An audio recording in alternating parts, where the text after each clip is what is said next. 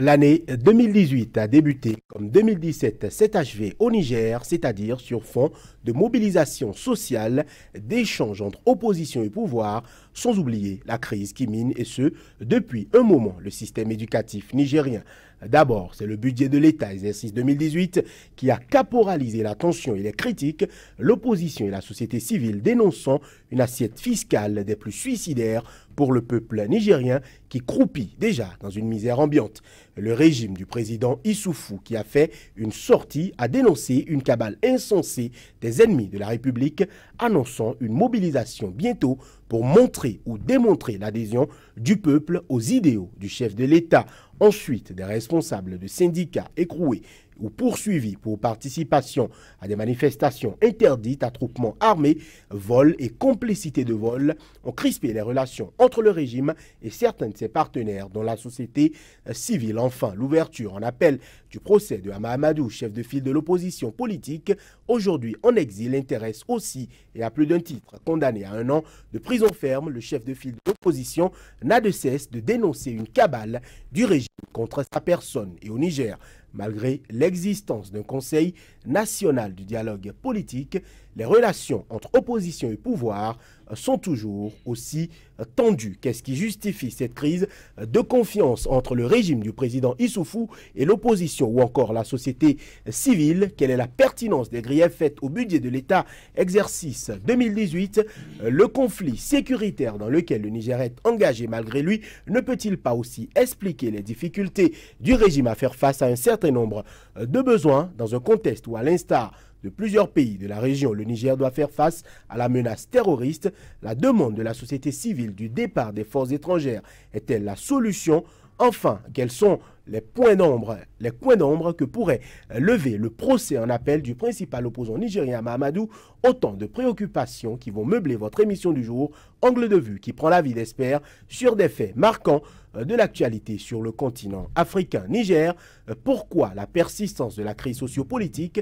C'est le thème retenu pour votre émission du jour sur Angle de vue à nouveau. Bonjour à toutes, bonjour à tous. Nos invités, sans plus tarder, ce sera juste après ceci.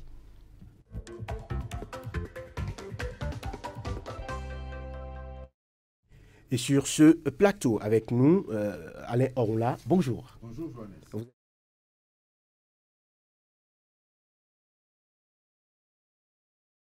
Spécialiste des questions en économie, Casimir Pédion. Ma première question est pour vous. La fronde sociale contre la loi de finances 2018 tend à se maintenir. La société civile a enregistré l'adhésion du bureau exécutif national de la Confédération générale des travailleurs du Niger. Qu'est-ce que cela traduit pour vous?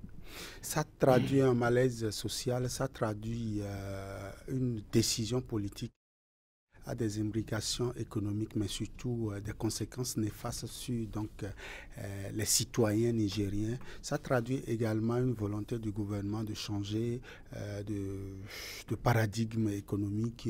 J'ai comme l'impression que le Niger veut passer donc d'un pays exportateur, parce que quand on parle du Niger, vous n'êtes pas sans savoir que c'est le premier pays exportateur d'uranium vers la France. Ça, il faut le préciser. C'est ce pays-là qui offre l'électricité à Paris, c'est ce pays-là qui offre la matière première de fabrication donc de la bombe atomique à la France. Donc c'est un pays très important, et donc ce pays exportateur de l'uranium veut donc passer certainement de ce régime d'exportateur vers le régime, je ne sais pas moi pour quelle raison, mais de régime donc de pays à recette fiscale. C'est dommage pour un pays qui devrait être normalement la lumière en termes donc d'aisance économique au niveau du continent, que véritablement les autorités de ce pays fassent passer une loi à l'Assemblée nationale en novembre 2017 et que cette loi arrive à être contestée juste 2 mois après son exécution. C'est que c'est véritablement un signal fort que la société civile est en train de lancer aux autorités donc du pays. Il va falloir qu'ils y comprennent, parce que j'ai quand même l'impression qu'ils veulent durcir le ton. Ils veulent mettre des boules de caisse dans les oreilles pour ne véritablement pas voir en face donc cette fronde sociale et aller droit au mur. Je pense qu'ils risquent de laisser beaucoup de plumes sur le carreau. Voilà, mettre à l'heure là la difficulté des populations à faire face aux mesures fiscales, est-ce que ce n'est pas un sujet plutôt partagé en Afrique, notamment dans la région? C'est un sujet partagé parce que la plupart des gouvernants en Afrique n'arrivent pas à élaborer des budgets adaptés à la situation de leur pays. C'est des budgets qui sont confectionnés un peu sous la contrainte. Quand vous voyez que le budget contesté au Niger a été approuvé par exemple par le Fonds monétaire international, ça veut tout dire sur les orientations qui sont données à ce budget, qui n'est pas si mal techniquement, parce qu'il faut reconnaître les choses. D'abord, c'est un budget en augmentation, n'est-ce pas, de recettes, même si on y exerce une forte pression fiscale. C'est un budget qui vise à l'amélioration des conditions pour l'éducation et pour la santé, qui sont donc des besoins fondamentaux pour tout pays et donc pour le Niger en particulier, mais un budget qui est contesté dans la mesure où on le dit susceptible de créer l'inflation ou de l'augmenter, on le dit susceptible de tuer les couches les plus vulnérables, bien que le ministre des Finances s'en explique en disant que c'est une pression qui va toucher les plus riches, pas les plus pauvres forcément, et que la conséquence directe, évidemment, c'est le besoin d'augmenter le coût de l'électricité. Je voudrais nuancer ce que Kazimi a dit. C'est vrai, le Niger exporte de l'uranium, mais le Niger est empêtré, embourbé dans des contrats léonins qui ne lui permettent pas, et en tout cas, ce n'est pas demain la veille, de tirer de vraies ressources de cette exportation à travers des contrats léonais et à travers la prédation qu'il y a tout autour. Donc, on ne peut pas véritablement compter sur cette manne financière, entre guillemets, pour avoir un budget généreux. Ceci étant, et c'est tout à fait normal que la France, je ne sais pas, il faut tirer les conséquences de la chose. Si le budget, certes critique, mais a été voté à une bonne majorité, la majorité soumise, et qu'il y a quand même une minorité de plus de 30 députés qui a voté contre, donc on va dire que les choses sont équilibrées. C'est le symptôme et la résultante d'une situation qui manque de légitimité. Le président Mamadou Issifou a été certes élu, mais il a été élu dans des conditions qui n'honorent pas la démocratie, puisque les campagnes électorales ne se sont pas déroulées de manière équitable. Il y a eu des tours de passe-passe pour former un gouvernement et maintenir une coalition de circonstances et ayant des intérêts différents de l'intérêt général. Donc c'est tout à fait normal que cette vague de mécontentement suscitée par les conditions dans lesquelles l'élection présidentielle a eu lieu et qu'on n'a pas pu permettre à tous les candidats, au principal candidat d'ailleurs de l'opposition, de compétir, tout ce qui en est suivi, je crois que c'est ce ressentiment, c'est cette frustration qui continue de s'exprimer dans la rue et qui traduisent d'ailleurs le malaise avec lequel le président Mamadou Issifou et son gouvernement sont en train de gérer le pays Niger. Voilà. Kazimi Peyor, n'y a-t-il pas des circonstances atténuantes pour le régime Issifou, notamment la difficulté générale à mobiliser des ressources?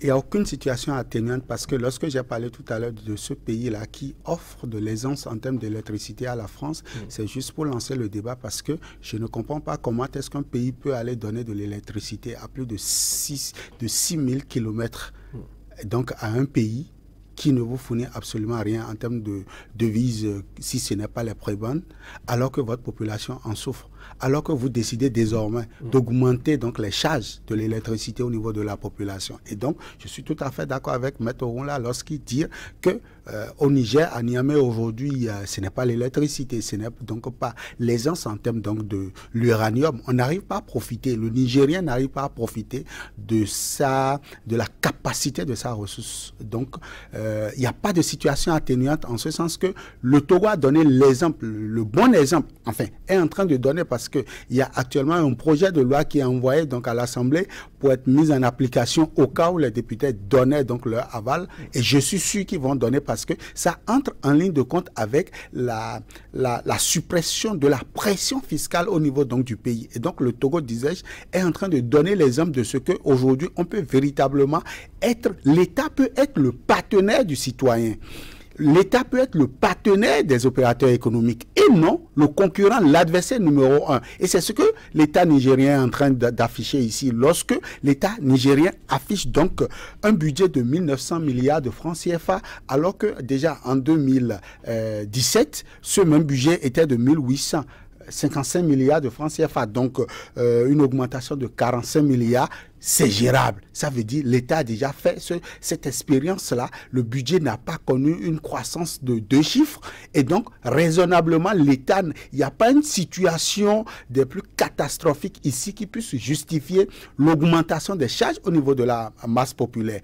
Et de là, à vouloir donc exonérer certains opérateurs, enfin certains citoyens les plus privilégiés de la République, je veux parler des opérateurs GSM qui aujourd'hui ont vu une certaine exonération dans la taxation et au même moment on opprime ou bien on pressure la population. Je dis, il n'y a pas de situation atténuante. L'autre chose que je voudrais également préciser ici, c'est que c'est l'effort de sécurité ou l'effort de paix dans lequel le gouvernement nigérien s'est lancé. On n'est pas obligé de le faire. On n'est pas obligé d'abriter donc une base aérienne française sur son territoire. On peut négocier. Il y a des choses aujourd'hui que l'État nigérien peut donc concéder pour véritablement se consacrer à la priorité du développement. Et donc, l'effort de doter donc le pays d'une cagnotte financière aussi élevée au niveau de la défense, moi je trouve que c'est des dépenses inutiles que l'État pouvait donc réorienter vers les secteurs prioritaires. Et donc, il n'y a pas de situation atténuante. Et c'est d'ailleurs ce qui justifie la fronde sociale, parce que vous ne comprenez pas comment l'Assemblée nationale, qui est l'émanation, qui est la représentation, qui est le symbole même du peuple, puisse donner son onction pour un budget de 1900 milliards et que 2 mois juste après l'exécution, la mise en exécution de cette loi des finances-là, que ce même peuple-là puisse descendre encore dans les rues et réclamer l'annulation ou du moins la révision donc de cette disposition légale. Et donc, il n'y a pas de situation atténuante. Il n'y a que le gouvernement doit écouter la société civile. Il n'y a que le gouvernement doit mettre sur pied un mécanisme d'écoute donc de la société civile et revoir les propositions et revoir donc à la baisse donc un certain nombre de choses. Donc je dis non, il n'y a pas de situation atténuante. Voilà, par rapport à la cagnotte réservée à la défense, nous allons en parler, Maître Alain Onla. Une autre exigence du cadre de concertation et d'action citoyenne de la société civile nigérienne, c'est le retrait pur et simple des forces étrangères déployées au Niger, notamment les bases étrangères. Quel problème leur départ pourrait régler aujourd'hui? Déjà, amenuiser les charges et désamorcer une certaine situation. On ne va pas épiloguer là-dessus. Ça s'est fait à côté, ça s'est fait par le Tchad voisin. Donc c'est déjà un précédent qu'on invite le Niger à suivre. Donc, non, moi, je n'ai pas d'avis tranché sur la question. Je suis de ceux qui considèrent que c'est un échec pour nos gouvernants d'avoir recours systématiquement à des forces étrangères pour régler les problèmes qui se posent sur nos territoires, même si ces problèmes ont été causés par d'autres. Mais ça génère un encombrement, ça génère des charges. Circonstances atténuantes, je dirais il y en a quelques-unes quand même. Aucun gouvernant en Afrique n'est libre de confectionner son budget. C'est-à-dire qu'il y a beaucoup de démagogie, beaucoup de sympathie au départ, et on se retrouve coincé dans les réalités du pouvoir. Et quelles sont ces réalités du pouvoir? L'uranium n'est uranium que pour ceux qui savent le transformer. L'uranium procure l'électricité en France, puisqu'il s'agit d'Areva, mais il n'y a pas d'électricité au Niger. Les pays dans lesquels il y a de l'eau, les populations ne sont pas abreuvées. Là où on a du pétrole, les populations ne sont pas à l'aise non plus. C'est le paradoxe du management. Donc l'uranium, c'est un truc inexploitable au Niger et qui n'a d'intérêt que parce que les Européens arrivent à l'exploiter et donc nous imposent ou nous font rentrer dans des contrats qui ne sont pas toujours à notre avantage. Donc, on ne peut pas compter sur ça pour confectionner un budget social, un budget de générosité. Là où ils ont également des circonstances atténuantes, c'est que le gouvernement qui a été formé, qui devrait réduire le train de l'État, est obligé de continuer de gaspiller. Parce que ça a été des compositions amiables, amicales, des compromissions. Bon, enfin, je n'osais pas sortir le mot. Donc, il faut nourrir les grandes poches, les grands électeurs. Et ça se fait malheureusement au détriment de la population qui a raison de protester, qui a raison de rappeler que tout doit être fait dans son intérêt. Malheureusement, rien n'est fait dans l'intérêt des populations, tout est fait dans l'intérêt des dirigeants ou la plupart des choses, et sous la dictée d'organisations mondiales comme par exemple le FMI. Là où le FMI salue un budget, il faut savoir qu'il n'y a pas place pour le social. Voilà, Maître Aleroula. Le Niger, de par sa position, est pris entre plusieurs foyers djihadistes. On sait qu'il y a Al-Qaïda au Maghreb islamique.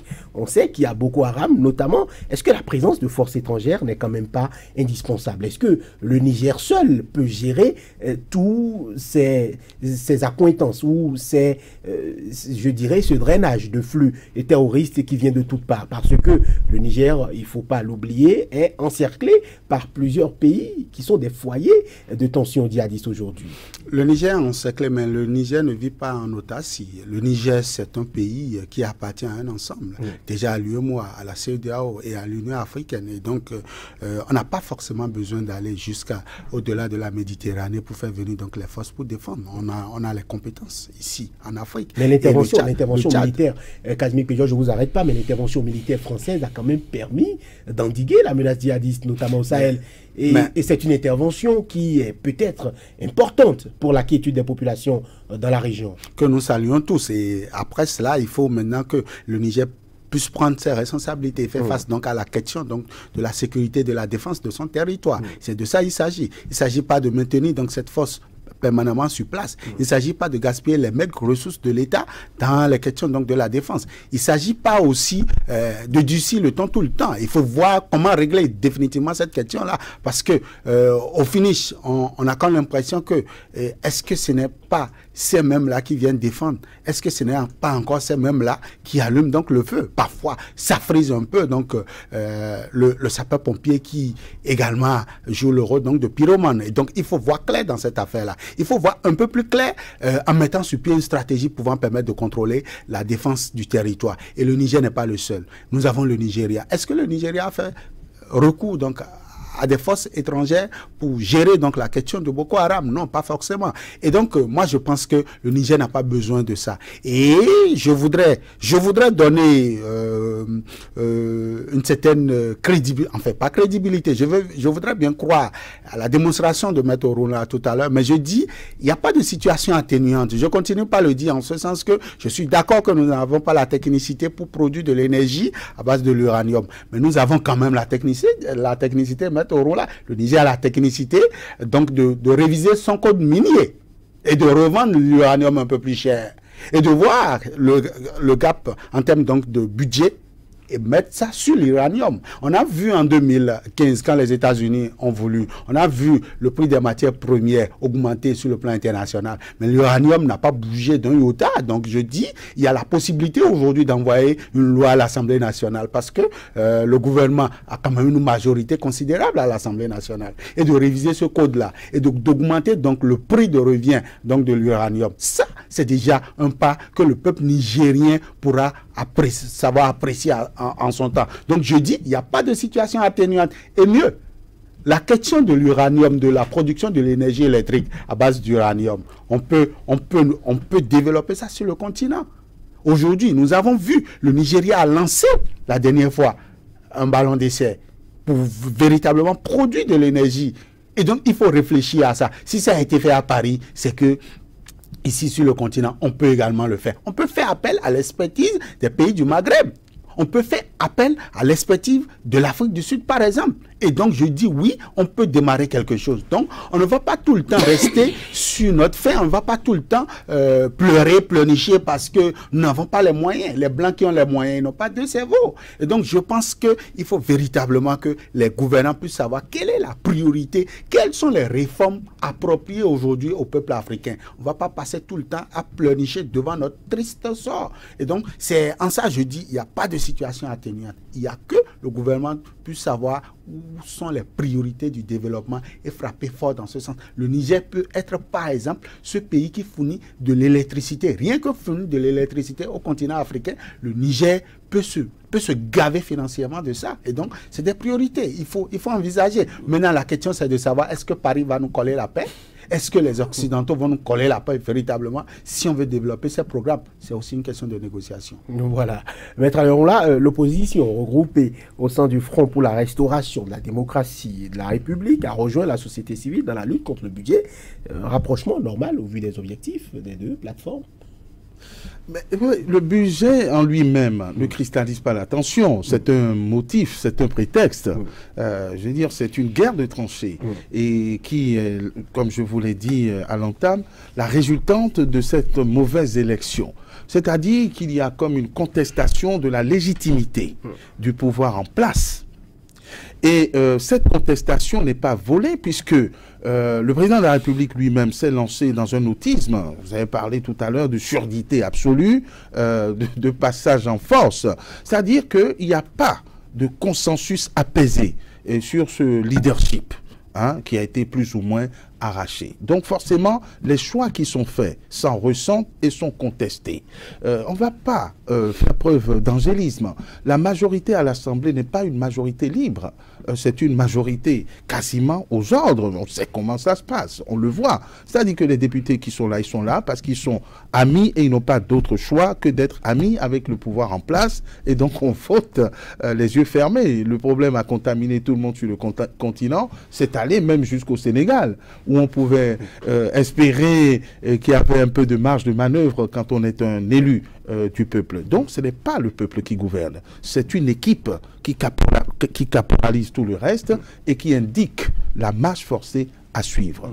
Quand je parle de circonstances atténuantes, évidemment, mon propos n'est pas de dédouaner ceux-là dont je savoure l'incapacité à faire des choix décisifs, déterminants et courageux. Non, c'est que contrairement à ce que même des révolutionnaires peuvent penser, la situation au pouvoir est toujours compliquée. Parce que l'uranium est bien là, c'est bien beau. Mais vous ne pouvez pas vous défaire d'un contrat qui a été signé il y a quelques années en arrière, où on a signé un certain nombre de clauses, où vous ne pouvez même pas bouger, voyez-vous. C'est pas forcément que Paris nous tombe dessus, c'est que nous nous sommes liés, sans compter tout ce qui a été arrangé et volé autour de cet uranium, ça n'apportera pas le petit coup de pouce qu'il faut. Ce que dit Kazimi et que je comprends et que je partage, suppose des régimes courageux, révolutionnaires, composés d'experts ayant à cœur le développement, exclusivement le développement et le bien-être de leur continent. Mais quand vous avez des régimes qui font des arrangements pour se maintenir au pouvoir, qui volent les élections ou qui les truquent, parce que quand on empêche un candidat dont on connaît la force et la légitimité, même si on n'est pas sûr qu'il ait la majorité, quand on s'arrange pour l'écarter, on ne peut pas me dire qu'on a donné satisfaction à la majorité des Nigériens. Donc quand les gens sont mal élus, c'est forcément parce qu'ils ne sont pas habiles et donc ils gouvernent mal. Donc le combat aujourd'hui est un combat politique, ce n'est pas un combat uniquement contre le budget, qui est l'arbre qui ne doit pas cacher la forêt. Voilà, on sait que le modèle Falumana Africa, parti de l'opposant Mamadou, a dénoncé des dizaines d'arrestations des membres du parti. Qu'est-ce qui pourrait expliquer, selon vous, cette politique de répression? C'est en tout cas ce que l'opposition nigérienne estime, c'est qu'il y a une politique de répression vis-à-vis des membres de ce parti-là, prioritairement, puisque c'est le parti qui semble être, ou selon les opposants, qui semble être la victime.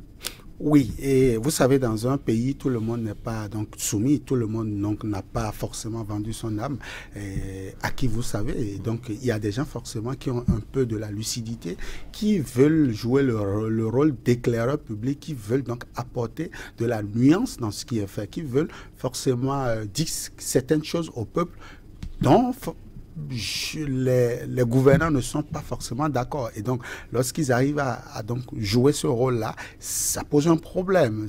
Le problème que ça pose, c'est que tout de suite, ils sont dans le viseur des pouvoirs en place. Et vous savez, lorsque vous prenez donc cette loi des finances, je suis d'accord avec Maître Ounla, lorsqu'il dit que le budget n'a pas de problème, j'affirme. Et je confirme que le budget n'a aucun problème. Mais c'est la loi elle-même qui a de problèmes. Parce que lorsque vous avez, par exemple, des dispositions visant à créer une taxe d'habitation qui désormais impose aux citoyens lambda donc le paiement d'une taxe à l'électricité, alors qu'au même moment, il y a dans cette même loi des dispositions qui exonèrent les GSM donc du paiement de la fiscalité. Vous comprenez donc qu'il y a forcément comme une conspiration, je pèse bien mes mots, il y a comme une conspiration contre ce peuple. Et forcément, il y a des leaders, il y a des personnes qui ont été à l'école, excusez du peu, qui ont été à l'école et qui ont appris à avoir un peu de courage et à illuminer donc le peuple. Et lorsque ces messieurs-là commencent donc à agiter les vraies valeurs de la République, à donc lire à travers donc le budget les incohérences, parce qu'il s'agit ici d'une incohérence budgétaire. Donc lorsque ces incohérences arrivent à faire face, donc à être étalé sur la place publique et que le peuple comprend donc ce qui ne va pas, ce qui provoque donc l'inflation. Parce que aller aujourd'hui au Niger, la vie n'est pas en rose. Manger 3 repas quotidiens n'est donc pas chose aisée. Donc lorsque le peuple arrive donc à comprendre les véritables raisons de sa misère, eh bien le peuple décide de descendre dans les rues. Et vous savez, dans nos démocraties, la rue, enfin la voix de la rue, fait 2 fois la voix donc des électeurs, et donc le peuple réclame donc un mieux-être. Et vous comprenez que désormais on met en déroute donc ces leaders là, ces personnes là qui veulent jouer le rôle d'éclaireur. Et je crois que c'est ce qui arrive à ce parti politique qui désormais est rangé dans l'opposition et qui fera les frais, parce que je dis ce n'est donc pas comme dans certains pays où vous pouvez donc être sur le territoire en train de jouer à ce rôle d'opposant avec le pouvoir en place. Non, là-bas, ça ne se passe pas comme ça. Et donc, il va falloir qu'ils mettent sur pied une stratégie pouvant leur permettre déjà leur sécurité, leur garantir la sécurité, mais aussi le mouvement d'aller-retour au niveau du pays, parce que ce ne serait pas du tout de la tasse à boire au niveau donc de cette opposition. Voilà, du côté du régime et de ses soutiens, c'est tout le contraire. On rejette les accusations de l'opposition. On annonce une géante manifestation de soutien au régime pour le 4 mars. C'est bien le folklore et c'est pathétique. Je veux dire que la gouvernance est devenue spectacle. Ça a été expérimenté dans beaucoup de pays. Eh bien, vous croyez que vous êtes les seuls à avoir des militants, mais nous aussi on a des militants. Mais évidemment qu'il y a des gens qui soutiennent ce régime parce qu'ils y trouvent leur compte. Mais ce n'est pas parce qu'ils y trouvent leur compte que le peuple, que l'intérêt général sont sauvegardés. Et c'est le propre de tous les régimes faibles. Ils durcissent le ton. C'est-à-dire qu'on ne discute pas, on ne dialogue pas, on ne veut pas être mis en face de ces lacunes, de ces faiblesses, de ces injustices et de ces iniquités, comme cela a pu transparaître dans la loi de finances, par exemple, où on exonère les GSM parce que c'est des grands groupes qui ont su mettre la pression pour être exonérés. Je me demande si quelques mallettes ne sont pas passées par là par hasard. Ben, il faut bien équilibrer les choses. On prend sur les pauvres populations qui croupissent et qui subissent et qui n'ont pas d'autres influences que la rue, très précisément comme vous le dites. Mais est-ce que c'est étonnant de la part de ce régime qui n'a pas hésité à mettre en prison quelqu'un qui pourrait être dérangé? Et après, bien évidemment, il ne lui reste plus qu'à démanteler son parti qui reste le seul ou l'un des principaux remparts contre cet arbitraire qui peut représenter, je pèse aussi mes mots, une menace d'alternance. Voilà, le schéma est là. Donc, on se sert de la démocratie et des fautes mineures supposées ou réelles pour abattre tous les cadres et tous ceux qui veulent la ramener contre un régime qui se veut autoritaire parce qu'il est faible. C'est la même stratégie, donc je crois qu'il n'y a rien de nouveau. Le Niger, c'est aussi la crise dans les écoles et universités. Le torchon brûle entre l'Union des étudiants de l'Université de Niamey et la section du syndicat des enseignants chercheurs et supérieurs de Niamey. Les enseignants observent une grève illimitée. Ils exigent la dissolution de la commission de sécurité des étudiants ainsi que l'exclusion des étudiants qui auraient agressé un enseignant. L'Union des scolaires nigériens s'insurge pour sa part contre l'attitude du syndicat des enseignants-chercheurs. Nous allons suivre ensemble la réaction du secrétaire général du comité directeur de l'Union des scolaires nigériens. C'est sur des propos recueillis par Abdelkarim Mamadou, notre correspondant sur place. L'USN a aidé les SNEX à exister. C'est notre chère organisation et pleine d'histoire qui avait permis aux SNEX d'exister. L'USN avait amené la démocratie dans ces pays et permis aux SNEX de lancer un mort et avoir la liberté d'expression. Malheureusement, c'est qu'aujourd'hui, les SNEX évidemment ne comprend pas, c'est que s'attaquer à notre organisation, s'attaquer à la CASO, c'est s'attaquer aux sections de l'ISN, c'est s'attaquer au comité directeur et c'est s'attaquer à la souveraineté de notre organisation. Ce n'est pas un cadeau. L'ISN n'a pas négocié son existence. L'ISN n'a pas négocié sa force. L'ISN a arraché son existence. L'ISN a arraché sa reconnaissance juridique. Et l'ISN est toujours sur les mêmes pieds pour affirmer sa souveraineté et sa force vis-à-vis de n'importe quel prédateur qui veut aujourd'hui la genouiller. Aujourd'hui, la question que l'opinion nationale et internationale doit se poser, et au-delà que les SNEX doivent se poser, c'est qu'est-ce qu'un enseignant-chercheur gagne quand un étudiant, fils du pauvre, qui est peut-être même l'espoir de sa famille, se voit de manière définitive exclure de l'université. Vous voyez combien de fois encore les SNEX se rabaissent, se mettent trop bas pour demander évidemment des questions purement inhumaines. Parce qu'aujourd'hui, exclure un camarade qui peut-être c'est l'espoir même de sa famille, c'est des questions inhumaines et c'est des questions qui mettent en pays le retard. Kazmi Pédior, visiblement, même dans les écoles et universités, cette crise-là se ressent parfois entre l'État et les étudiants, parfois même à l'intérieur des universités, entre enseignants et étudiants. Bien sûr, vous savez que l'université n'est pas en dehors donc, de la République, même si c'est une République à part entière, l'université est dans l'État et les universitaires, que ce soit étudiants, que ce soit enseignants, que ce soit l'administration, que ce soit même les personnes simples, ordinaires qui donc apportent l'université, appartiennent donc à cette communauté-là et vivent la situation. Et donc je dis, vous savez, c'est les ruisseaux, c'est les petits ruisseaux qui font les grands fleuves. Et j'ai envie, si j'étais donc habilité donc à conseiller le chef donc de l'exécutif, j'ai envie de lui dire, il ne faut pas qu'on assiste à des ruisseaux, sinon il y aura le grand fleuve. Et quand le grand fleuve est là, je ne crois pas qu'il puisse résister donc, au débit de ce fleuve-là. Et donc, ça peut partir de l'université. Très souvent, on a vu par ici, lorsque les mouvements doivent commencer, ça commence très souvent par les universités. C'est un petit rien du tout qu'on aurait minimisé qui va donc être l'élément détonateur. Et donc, avis à ceux-là qui veulent véritablement diriger, qui ont pris comme carrière envisager la politique. Voilà, un autre dossier, c'est celui du procès en appel de Mahamadou. Le leader de l'opposition a confirmé, détenir des informations supplémentaires de la cavale gratuite du régime contre sa personne. Qu'en est-il de ce procès aujourd'hui, Maître Alain? Mais ce procès suit son cours et on s'achemine vraisemblablement vers une confirmation, en tout cas, des déclarations de culpabilité qu'on a pu observer en première instance. Quelles que soient les preuves exhibées par le président Mahamadou, je ne pense pas qu'il y en ait beaucoup, on ne peut pas prouver outre mesure que... Est-ce que c'est le président Mahamadou? Oui.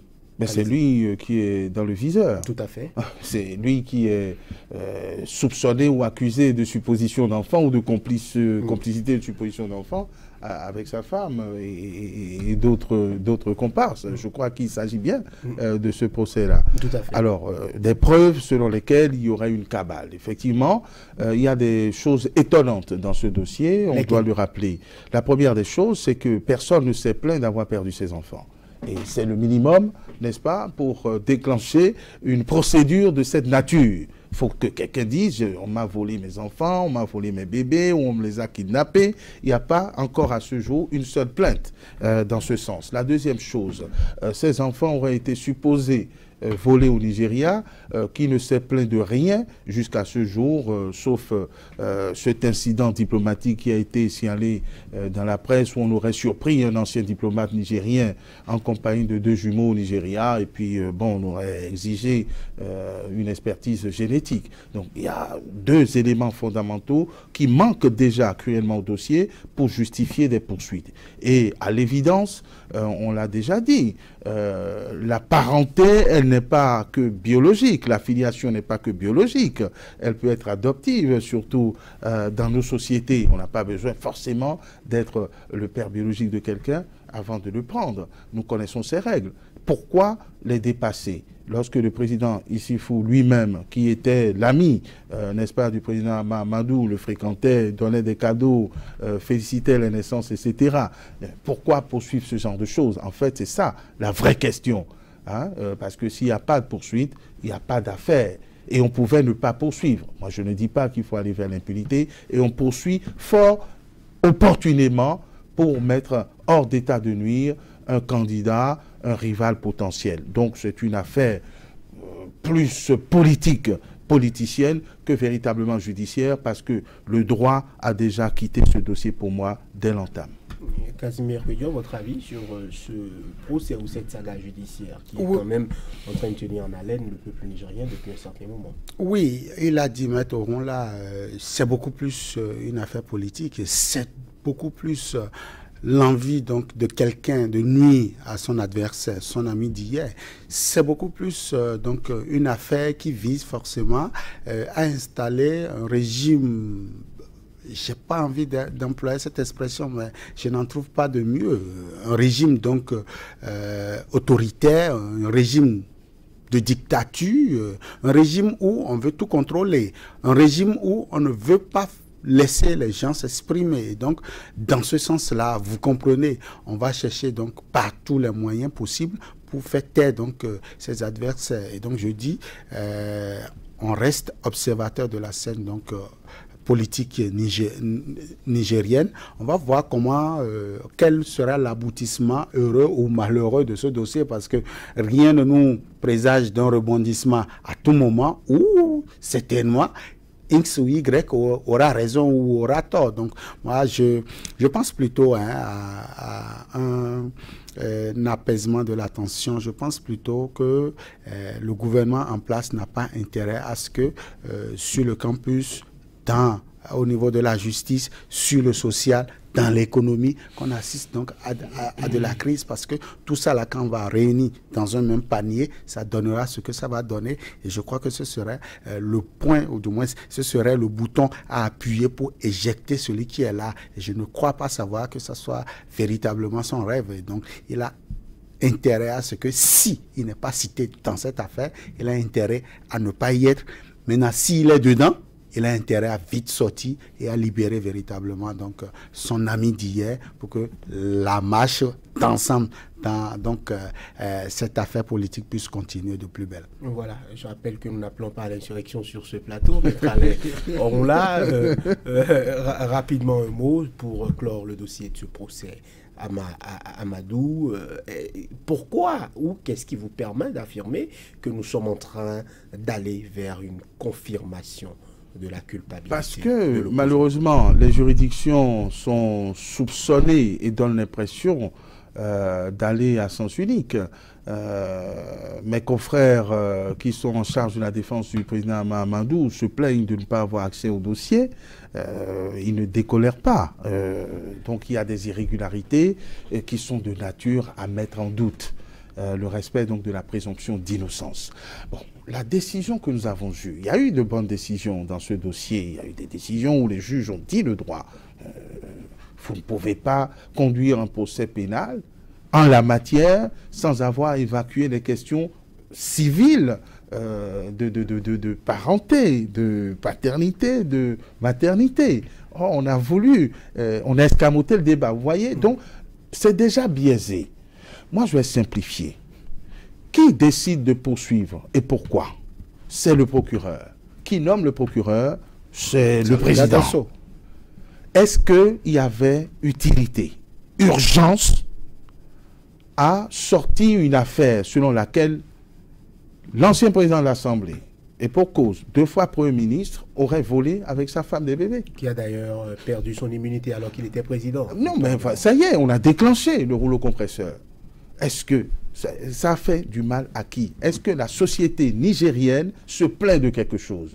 Est-ce que le Nigeria se plaint de quelque chose? Est-ce qu'une mère sur cette terre s'est plainte d'avoir perdu ses enfants? Donc quel est l'intérêt pour l'État nigérien de déclencher cette affaire contre une autorité qui sert le Niger depuis très longtemps? Et vous aurez répondu à la question, rien ne les obligeait. Et en plus, c'est sans la moindre preuve, c'est que des suppositions de suppositions. Voyez-vous, donc, c'est cousu de fil blanc, c'est forcément politicien. Donc, c'est ce qui me permet, et on n'a pas donné le traitement qu'il faut, parce que les autorités en charge de ce dossier auraient pu balayer tout ça du revers de la main en disant le droit, tout simplement. Ce n'est pas le cas, c'est ce qui fait craindre que nous allions peut-être en confirmation, mais un juriste et un auxiliaire de justice reste toujours serein et optimiste, même quand il sait que les jeux sont faits d'avance. En tout cas, dans ce dossier, il n'y a plus véritablement de droit et peut-être que les juridictions saisies maintenant nous édifieront. Voilà. Casimir Pédior, qu'est-ce que le spécialiste des questions économiques propose aujourd'hui pour un dégel rapide des tensions entre pouvoir et opposition ou pouvoir et société civile? Alors, je propose, enfin, ma proposition, elle reste une proposition du simple citoyen béninois que je suis, mais je voudrais véritablement que le gouvernement nigérien puisse revoir sa copie, revoir ses réformes. Il y a bien d'autres atouts, d'autres opportunités au niveau du pays, je l'ai cité à l'entame de cette émission.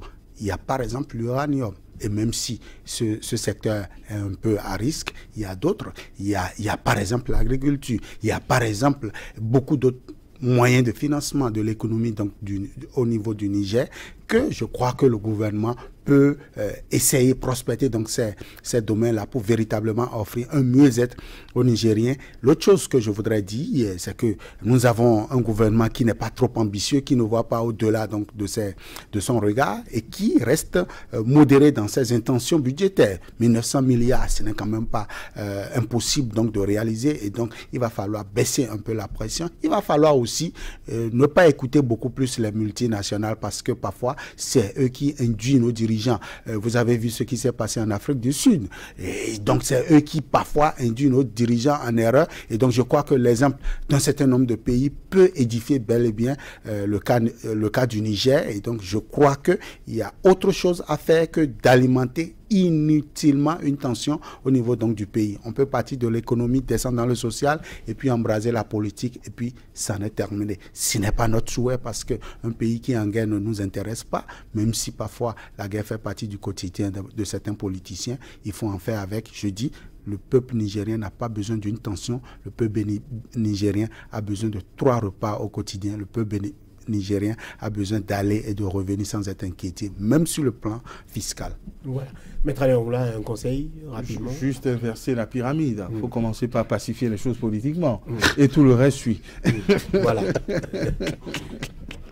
Maître Aléoula, rapidement, avec vous, toujours un avis ou un point sur la question du putsch manqué et le procès qu'il y a eu. On sait que plusieurs hiérarques militaires ont été condamnés entre 5 et 15 ans de prison avec un civil, fils d'un général. Votre avis sur ce procès-là et la façon dont il a été géré, puisque aujourd'hui, il n'y a que le recours en cassation, si je ne m'abuse, je parle sous votre contrôle, qui reste pour cela, pour se défendre. La justice s'est prononcée, on a trouvé les auteurs et les responsables de ce putsch manqué. Elle a sévi, moi je n'ai pas de commentaire à faire, mais ça reste très fortement politique aussi. Voilà, l'avis de Maître Aléoula. Casimir Pédior, nous allons rester avec vous. Dernière question, dégel des tensions, c'est ce qui est souhaitable. Aujourd'hui, est-ce que la société civile, est-ce que l'opposition, est-ce que ces personnes-là ou ces regroupements, ces blocs-là ont aussi des devoirs vis-à-vis du dégel des tensions? Est-ce qu'ils ont un rôle à jouer dans ce sens-là? Non, le rôle qu'ils ont à jouer, c'est déjà de réclamer un mieux-être pour la population, parce que le dégel, il est naturel. Quand on a faim, on dort pas tranquillement. Quand le peuple a faim, quand le peuple est opprimé, le peuple sort. Et donc, ces responsables-là ont joué leur rôle. C'est d'alerter, c'est d'attirer l'attention du gouvernement sur un certain nombre de choses. Lorsque vous faites passer, par exemple, le taux de l'imposition synthétique de 2% à 5% pour le secteur donc des voyages et que vous le faites passer de 3% à 7% pour le secteur donc des services, vous n'êtes pas en train de garantir une tension apaisée au niveau du pays. Et donc, les responsables qui ont sorti donc ces affaires-là, forcément, ils veulent qu'on revienne tout au moins à la case du départ, quitte à ce que revoient cela à la baisse. Et donc, je crois que leur rôle, c'est d'alerter donc l'opinion publique, c'est d'informer le peuple de ce qui est fait, de cette conspiration qui est faite contre le peuple. Et je crois que le grand rôle revient ici à l'exécutif. On a cité pas mal de cas.